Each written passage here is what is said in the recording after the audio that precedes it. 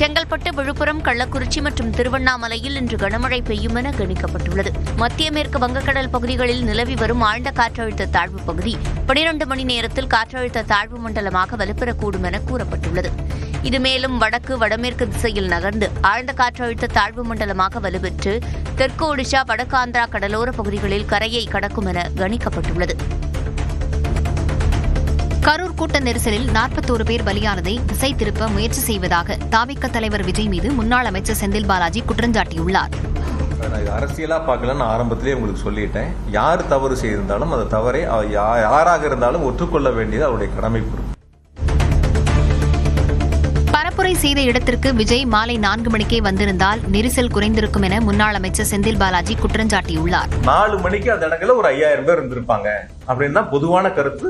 சில பேர் உங்ககிட்ட கூட நானும் பேசினேன், எவ்வளவு பேர் இருந்தாங்கன்னு கேட்கும்போது கூட நீங்க சொன்னீங்க 4000 ஒரு 5000 பேர் இருக்கும். அப்ப அந்த குறித்த நேரத்தில் அந்த கூட்டங்கள் நடந்திருந்தாலோ அல்லது 12 மணிக்கு சொல்லி ஒரு 4 மணிக்கு நடந்திருந்தாலோ இது போன்ற ஒரு அசம்பாவிதங்கள் நடந்திருக்காது அப்படிங்கிறது பொதுமக்களுடைய கருத்தா இருக்கு. விஜய் பரப்புரையில் நெரிசல் ஏற்பட்ட விவகாரத்தில் அரசியல் செய்வது யார் என அதிமுக கேள்வி எழுப்பியுள்ளது. இது தொடர்பாக அதிமுகவின் அதிகாரப்பூர்வ எக்ஸ் பக்கத்தில் வெளியிடப்பட்டிருக்கும் பதிவில் அரசு அதிகாரிகளை தொடர்ந்து முன்னாள் அமைச்சர் செந்தில் பாலாஜியும் செய்தியாளர்களை சந்தித்துள்ளார் என குறிப்பிடப்பட்டுள்ளது. அனைத்து அரசியலையும் செய்து கொண்டிருப்பது திமுக தான் என்று குற்றம் சாட்டியுள்ள அதிமுக, திமுகவின் பதற்றம்தான் உண்மையில் கரூரில் நடந்தது என்ன என்ற சந்தேகத்தை வலுக்கச் செய்கிறது என்றும் கூறியுள்ளது. சங் பரிவாரின் சதிவலையில் விஜய் சிக்கியுள்ளதாக விசிக தலைவர் திருமாவளவன் விமர்சித்துள்ளார். சென்னை விமான நிலையத்தில் செய்தியாளர்களிடம் பேசிய திருமாவளவன், நேர்மையற்ற அரசியல் கருத்தை முன்வைப்பது அவருக்கே நல்லதல்ல என்றும் கூறினார். பாஜக, RSS போன்ற சக்திகள் அவரை சுற்றி இருக்கிறார்கள். அவர்கள் கொடுக்கிற இன்புட்ஸ் தான் அவர் பேசுறது. அவர் என்றைக்கு சுயமாக சிந்தித்து செயல் திட்டங்களை வரையறுக்கிறாரோ அப்போதுதான் அவருக்கு ஒரு நல்ல அரசியல் எதிர்காலம் உருவாகும். கரூர் சம்பவம் தொடர்பாக உச்சநீதிமன்ற நீதிபதி தலைமையிலான விசாரணை ஆணையம் அமைக்க வேண்டும் என தமிழிசை வலியுறுத்தியுள்ளார். தாவேகா பரப்புரை கூட்டத்திற்கு இடம் தேர்வு செய்யப்பட்டதிலிருந்து அங்கு நடந்த நிகழ்வுகள் சந்தேகத்தை ஏற்படுத்தும்படியாக இருந்ததாக அப்பகுதி மக்கள் தெரிவித்ததால் இந்த விவகாரத்தை CBI அல்லது உச்சநீதிமன்ற நீதிபதி தலைமையிலான விசாரணை ஆணையம் விசாரிக்க வேண்டும் என அவர் கூறினார். சுமூகமா நடக்கக்கூடாது என்று சிலரின் நடவடிக்கைகள் இருப்பதற்கான சந்தேகங்கள் இருக்கிறது. இடம் கொடுத்ததில் இருந்து அங்கே சில பேரின் நடவடிக்கைகள் குழப்பம் ஏற்படுத்த வேண்டும் என்று சில பேரின் நடவடிக்கைகள் இருந்தது என்பதை நாம சொல்லல, கத்தி வைத்திருக்கிறார்கள் என்று கத்தி மக்கள் சொல்லியிருக்காங்க. விஜயின் அடுத்த 2 வாரங்களுக்கான மக்கள் சந்திப்பு நிகழ்ச்சிகள் ஒத்திவைக்கப்படுவதாக தாவேகா தலைமை அறிவித்துள்ளது. இது தொடர்பாக எக்ஸ் பக்கத்தில் பதிவிட்டுள்ள தாவேகா தலைமை, சொந்தங்களை இழந்த வேதனையிலும் வருத்தத்திலும் இருப்பதால் தாவேகா தலைவர் விஜயின் அடுத்த 2 வாரங்களுக்கான மக்கள் சந்திப்பு நிகழ்ச்சிகள் தற்காலிகமாக ஒத்திவைக்கப்படுவதாக தெரிவிக்கப்பட்டுள்ளது. வன்முறையை தூண்டும் வகையில் சமூக வலைதளத்தில் கருத்து பதிவிட்டதாக போலீசார் வழக்கு பதிந்த நிலையில் ஆதவ் அர்ஜுனா டெல்லி சென்றதாக தகவல் வெளியாகியுள்ளது. கரூரில் தாவேகா தலைவர் விஜயின் பரப்புரை கூட்ட நெரிசல் தொடர்பாக புரட்சிதான் ஒரே வழி என தனது எக்ஸ் பக்கத்தில் ஆதவ் அர்ஜுனா கருத்து பதிவிட்டிருந்தார். இப்பதிவு வன்முறையை தூண்டும் வகையில் உள்ளதாக கூறப்பட்ட நிலையில் சில நிமிடங்களிலேயே அதனை அவர் நீக்கினார். இதையடுத்து வன்முறையை தூண்டும் விதமாக கருத்து பதிவிட்டதாக கூறி போலீசார் ஆதவ் அர்ஜுனா மீது வழக்கு பதிவு செய்தனர். இந்நிலையில் ஆதவ் அர்ஜுனா தனி விமானத்தில் 5 பேருடன் டெல்லி சென்றதாக தகவல் வெளியாகியுள்ளது. தனது அலுவல் பணி தேசிய விளையாட்டுப் போட்டிக்காகவும் ஆதவ் டெல்லி சென்றதாக கூறப்படுகிறது. RSS அமைப்பின் 100 நிறைவு விழாவையொட்டி சிறப்பு தபால் தலையை பிரதமர் மோடி வெளியிட்டார். டெல்லியில் RSS அமைப்பின் 100 நிறைவு விழா கொண்டாட்டம் தொடங்கியது. இதில் கலந்து கொண்ட பிரதமர் மோடி அந்த அமைப்பு நாட்டுக்காக செய்த பங்களிப்பை பிரதிபலிக்கும் வகையில் தபால் தலை நாணயத்தை வெளியிட்டார்.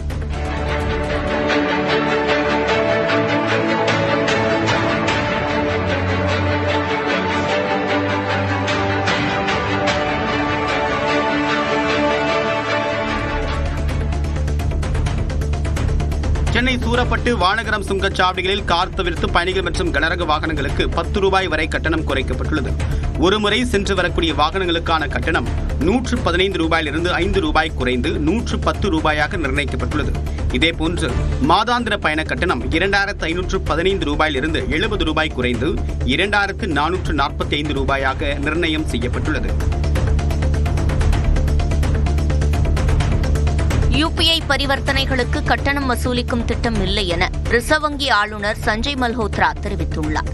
பணக்கொள்கை தொடர்பான கூட்டத்திற்கு பிறகு செய்தியாளர்களிடம் பேசிய அவர், இஎம்ஐ மூலம் வாங்கிய செல்போன்களுக்கு முறையாக பணம் செலுத்தப்படாவிடில் அவைகளை லாக் செய்யும் திட்டம் குறித்து ஆராய்ந்து வருவதாகவும் கூறினார். மதுரை சிம்மக்கல் அருகே உள்ள மீனாட்சி பஜாரில் மொபைல் மற்றும் எலக்ட்ரானிக் பொருட்கள் கடையில் பயங்கர தீ விபத்து ஏற்பட்டது. அருகில் இருந்த 4 கடைகளுக்கும் தீ பரவியதால் அப்பகுதியே போர்க்களம் போல காட்சியளித்தது. பல லட்சம் ரூபாய் மதிப்பிலான மொபைல்கள், எலக்ட்ரானிக் பொருட்கள் எரிந்து சேதமடைந்தன. மின்கசிவு காரணமாக விபத்து ஏற்பட்டிருக்கலாம் என கூறப்படும் நிலையில் விசாரணை நடைபெற்று வருகிறது.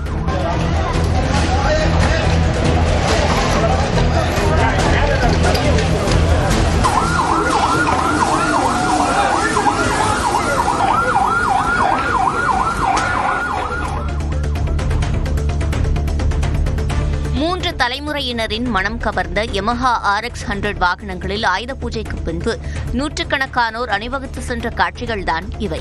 காரைக்காலில் யமஹா RX 100 வாகனங்களுக்கு மட்டும் சர்வீஸ் செய்யும் ஒர்க் ஷாப்பில் நேற்று ஆயுத பூஜை கொண்டாடப்பட்டது. இதில் காரைக்கால் மட்டுமின்றி தமிழ்நாட்டில் பல்வேறு பகுதிகளில் இருந்தும் 300க்கும் மேற்பட்ட யமஹா RX 100 வாகனங்கள் கொண்டுவரப்பட்டு பூஜை போடப்பட்டன. அதன்பின் அனைவரும் RX 100 வாகனங்களில் ஒரே நேரத்தில் ஊர்வலம் சென்றனர். குஜராத் மாநிலம் புஜ் எல்லைப் பகுதியில் ராணுவ வீரர்களுடன் மத்திய அமைச்சர் ராஜ்நாத் சிங் விஜயதசமி விழாவை கொண்டாடினார். அப்போது ராணுவ வீரர்களின் வீர சாகச நிகழ்ச்சிகளை கண்டு அவர் மெய் சிலிர்த்தார்.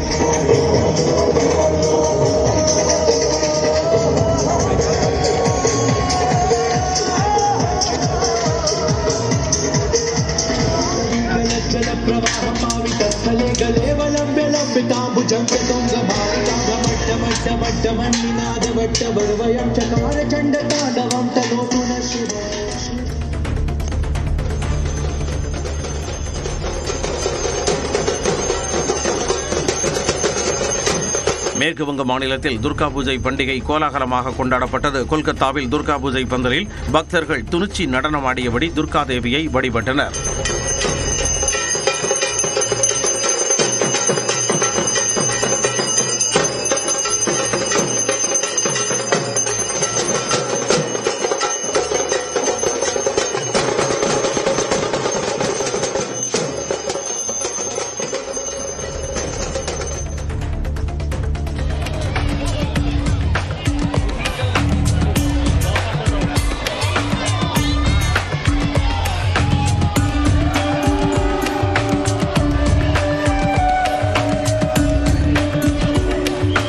மாநிலம் மைசூருவில் தசரா பண்டிகையையொட்டி ஹஸ்ரத் இமாம் ஷா வாலி தர்காவில் யானைகள் மரியாதை செலுத்திய காட்சிகள்தான் இவை.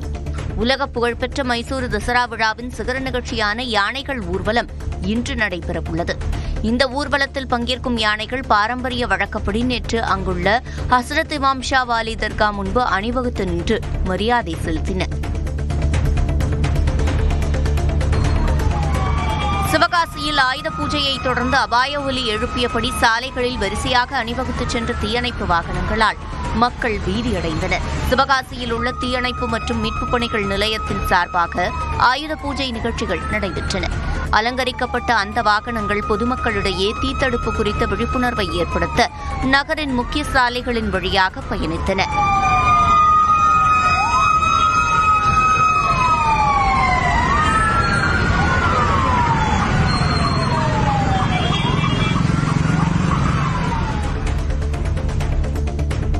முல்லைப் பெரியாறிலிருந்து தேனி மாவட்டத்தில் உள்ள PTR 18 மற்றும் தந்தை பெரியார் ஆகிய 3 கால்வாய்களுக்கு தண்ணீர் திறக்கப்பட்டது விவசாயிகளிடையே மகிழ்ச்சியை ஏற்படுத்தியுள்ளது. 18ஆம் கால்வாய்க்கு வினாடிக்கு 98 கன அடி வீதம் 30 நாட்களுக்கு 255 மில்லியன் கன அடி நீர் திறக்கப்படும். PTR மற்றும் தந்தை பெரியார் ஆகிய 2 கால்வாய்களுக்கு வினாடிக்கு 100 கன அடி வீதம் 120 நாட்களுக்கு 1037 மில்லியன் கன அடி நீர் திறக்கப்படும். இந்த நீரின் மூலம் சுமார் 10,000 ஏக்கர் விவசாய நிலங்கள் பாசன வசதி பெறும். நெல்லை மாவட்டம் பாபநாசம் மலைச்சாலையில் லோயர் கேம்ப் அருகே சாலையை மறித்து நின்ற யானையை கண்ட வாகன ஓட்டிகள் அச்சத்திற்கு ஆளாகினர். காரையாறு செல்லக்கூடிய மலைச்சாலையில் ஒற்றை யானை நீண்ட நேரமாக நின்றிருந்தது. இதனால் அவ்வழியாக சென்ற வாகனங்கள் ஆங்காங்கே நிறுத்தப்பட்டன.